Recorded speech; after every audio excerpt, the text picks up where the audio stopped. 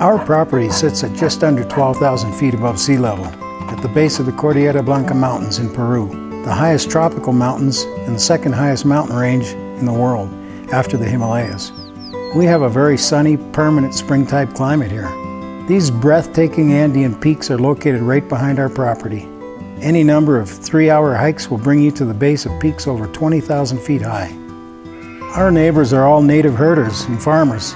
They speak Quechua, the native language of the Andes, as well as Spanish, although some of the elders only speak Quechua. And while you feel you're in the middle of nowhere, the city of Huaraz is just a 20-minute drive away. You can see the town from the property. Huaraz is a bustling, chaotic farm town basically, but with a population of 120,000 people, it has all the basic amenities we need, including decent basic medical care, a few good restaurants, and tons of parades.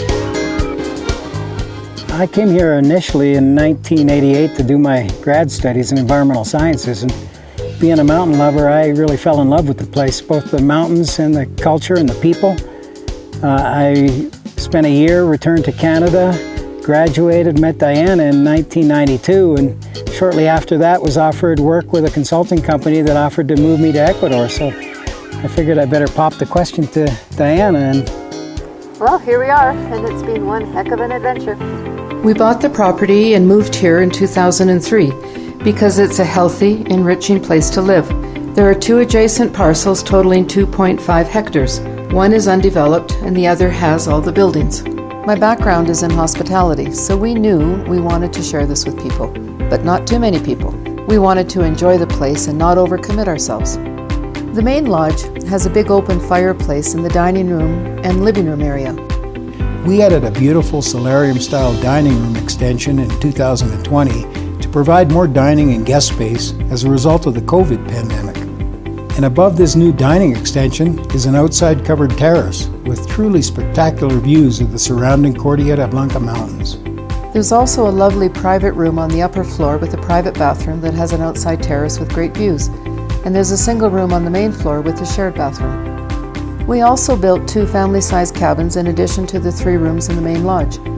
Each cabin sleeps 4 to 5 people and has its own fireplace and private bathroom. In addition, we have our own home. It's a cozy 1-bedroom cabin with an airtight stove, full kitchen, living room, and a small office. We have access to full internet and Wi-Fi services. There's also a 3-bedroom cabin with an airtight stove and kitchen that our assistant manager and her family live in. There's a big outdoor fire pit with a Native American teepee that sleeps 3 people on single beds. There's a large sauna with change rooms, showers, and an outdoor cookhouse, all of which provides a sort of luxury camping experience. In all, we can accommodate about 25 people. The guests we receive here are all pretty like-minded people, positive, free-spirited adventurers, out to get the most out of life every day. Some very accomplished people have graced our dinner table. Sometimes it feels like it's just a big dinner party with friends every night, and there's plenty of opportunity to develop the business further. The center of the property, maybe 50% of the land area, remains undeveloped. There's 2 things that have always been our priorities here. First, maintaining excellent relationships with our neighbors, and second, living a healthy and environmentally sustainable lifestyle.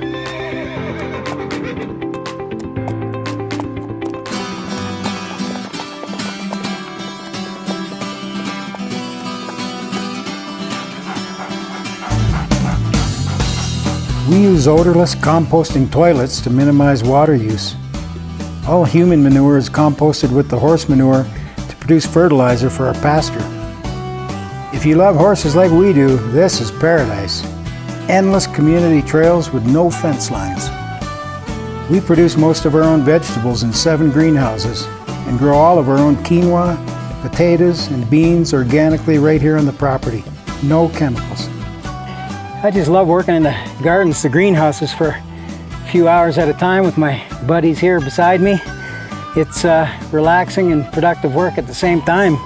There's really not a lot of things you can say that about. We've worked hard to be good neighbors and to help the community around us develop opportunities for themselves. Our main focus has been on supporting education, training, and the development of small community businesses through our family NGO called Andean Alliance.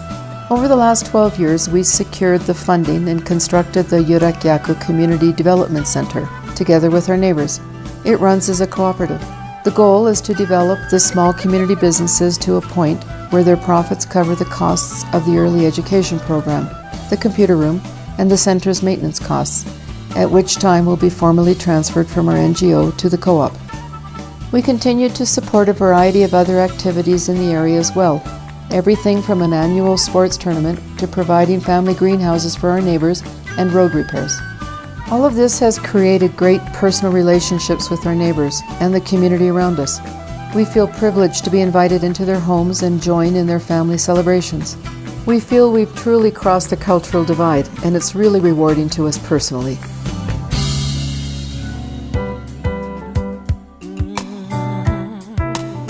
We have no desire to move back permanently to the busy, commercially based world of North America. There's just so much life here, so much freedom.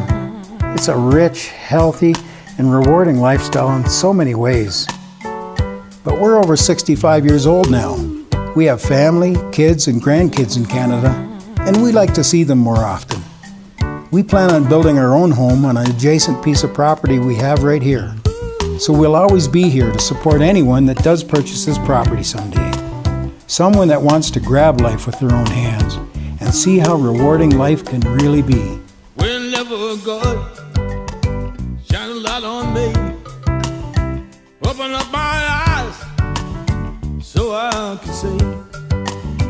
When I look up in the darkest night, then I know everything is gonna be alright.